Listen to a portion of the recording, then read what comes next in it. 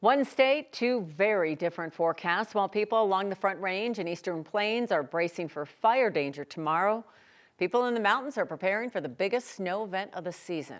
We're glad you're with us. I'm Kim Christensen. And I'm Kyle Clark. A lot to unpack weather-wise, so let's get straight to 9 News meteorologist Chris Bianchi. Busy day tomorrow. Busy day, yep. Fire and ice set up for us with fire danger, a big concern across the Eastern Plains.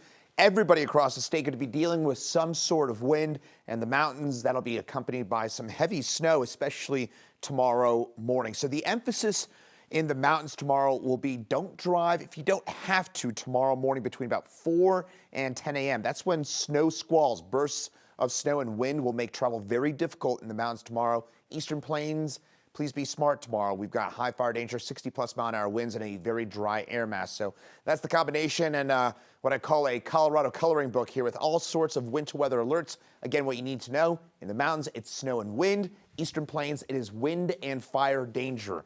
That'll be our main concerns out here across the Eastern Plains. We topped out at 70 degrees for us in Denver today. We'll drop back into the mid to upper 40s for us. Temperatures 40s, 50s, Eastern Plains, 20s and 30s in the mountains. And that snow starting to take shape. You don't have to look too far west to find that rain and snow and all of that energy moving its way in our direction along with the wind. We're going to time it out for you and show you how much snow we are expecting in the mountains. Again, probably our biggest snow event so far this season for us in the high country. I'll tell you about it in detail in just a few minutes.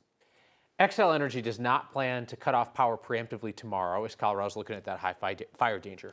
The utility did that last month when there was a similar weather setup in northern Colorado. 9 News reporter Rachel Krause joins us now. And Rachel, there is one utility planning for the possibility of a shutoff. Yeah, Black Hills is warning some customers that they may shut off power in 4 counties in southern Colorado. But Xcel and Core Electric say they're enhancing power lines, ready to cut off power if something should hit the line. Unfortunately, it only takes one fire to start in the wrong place, the wrong time for it to be concerning. 9 News meteorologist Chris Bianchi says 60-mile-an-hour gusts are possible for Denver, even stronger in the Eastern Plains and southeastern Colorado. With this dry winter, it's a dangerous combination. This is a fire weather warning that covers about a third of the state geographically. Black Hills Energy says because of that high fire risk, they may need to temporarily shut off power to 5,400 customers in south central Colorado on Tuesday. It's their first public safety power shutoff watch in the state. They wouldn't clarify what criteria they used to make that call, only saying it's a combination of strong winds, low relative humidity, and dry vegetation. I would expect some shutoffs because 60, 70, maybe even 80 mile-an-hour winds on the Eastern Plains, coupled with how dry it is, tomorrow is going to be drier than a lot of the past events. Xcel says it's not planning a public safety power shutoff. Instead, they're activating enhanced power line safety settings across eastern Colorado. Essentially, power lines are more sensitive and can stop energy flow if, say, a tree branch touches the power line. It's a similar setup to high wind events we saw in northern Colorado last month. But a different decision on Xcel's part. It does appear unclear at times as a meteorologist, purely from my nerd in a suit standpoint, is that those goalposts have likely moved in response to public feedback. A cautious approach coming as Tuesday's wind speeds are likely to surge past what previously shut off the power on the Front Range. Those winds are likely to begin kicking off early tomorrow morning. Utility companies say they'll be monitoring those conditions closely. Reporting live in Denver, Rachel Krause, 9 News. America's TSA agents are once again working without pay. They're caught up in a partial shutdown of the Department of Homeland Security. Funding lapsed on Saturday. Senate Democrats are withholding their support for a funding bill while they demand that immigration agents remove their masks during operations, get issued body cameras, and be forced to get judicial warrants for arrests on private property. ICE and Border Patrol are still getting paid during the shutdown. They don't need an annual congressional budget approval because of billions of dollars set aside in Republicans' so-called One Big Beautiful Bill that President Trump signed into law last summer. Coast Guard is also working without pay during the partial shutdown, and Congress is on recess for another week, so unless they come back early, the shutdown will last at least 10 days. For years, they followed suspected criminals well outside of the city that employed them. Thornton Police's impact team was known for getting results. But that team, now disbanded, was known for something else. 9 News Investigates obtained internal reports and recordings that seemed to be at odds with what the city suggested was rogue activity by some members of the team. Here's Chris Vanderveen. Came out yet, Tim? I haven't seen him. Just came out and made a left turn. In unmarked cars, they quietly follow. At 58, left turns to go on. Undercover, unrestrained. While Thornton was the city that employed them, officers with the impact team often ventured a long way from home.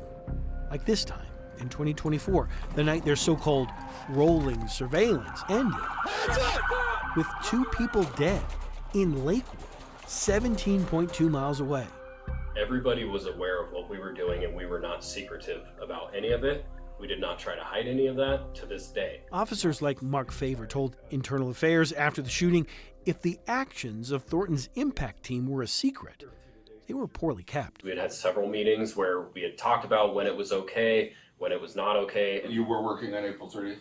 Yes. Fellow impact team member Timothy Fuss told IAA the city dictated the rules. There was times where we were told not to leave the city under any circumstances. There was times when we were allowed to go. It was back and forth quite a bit. 3 times in less than a year, the team's rolling surveillance ended violently with gunshots nowhere near Thornton. Where you shot, man? Like this time, when the impact team shot and wounded a man in Denver, much to the surprise of officers in Denver. This is a nightmare, and the shooting happened here in Denver, so our shoot team has to work there. 9 News Investigates was first to report on the team's tendency to travel in unmarked cars. Using GPS data, we tracked numerous examples, some of which clearly confused people along the way. In Dacono, a man being surveilled thought the team was someone trying to hurt him. Now, according to these internal affairs videos obtained by 9 News Investigates, we can also report this. The rules of engagement also appear to have confused members of the impact team. On southbound I-25, your GPS vehicle speed shows you at 100 miles per hour. What was the need for the speed that high? Again, catching back up to the rest of the team in the follow because I was the last vehicle out of the parking lot. We got any med kits around? Before they shot and killed 2 in Lakewood in 2024, the team quietly followed the car in question. Talk about I-25. At speeds that felt, at least to this questioner, less like surveillance and more like something else. I was probably going 109 to catch up to where I could get the eye. Okay. And you don't consider that a pursuit? No, not at all. Prosecutors cleared the officers of criminal wrongdoing, but when IA issued this report, it found both officers violated the city's policies regarding pursuits and speed, something these officers believed was not a problem when interviewed. You guys admit you're violating the pursuit policy, but you're doing what we were told to do by command. Yes. Neither officer faced more than written reprimand, and following the internal investigation, the city's police chief restored both to full duty. You think we're good? Yeah. Okay. We will conclude this interview at 10:04. Thornton Police refused to answer questions on camera. They did send us a statement saying, when it comes to pursuits, the impact team's actions were not directed or supported by department leadership. Again, something that will now likely surprise the officers in question. Nobody ever told me that what we were doing was outside of policy. Chris Vanderveen, 9 News. As Chris noted, we have repeatedly asked Thornton Police for an on-camera interview to discuss this, starting when Chris did his first story on this in late 2024, and each time they have refused. The team was disbanded not long after that shooting in Lakewood. Thornton Police said the reason was because car thefts were down.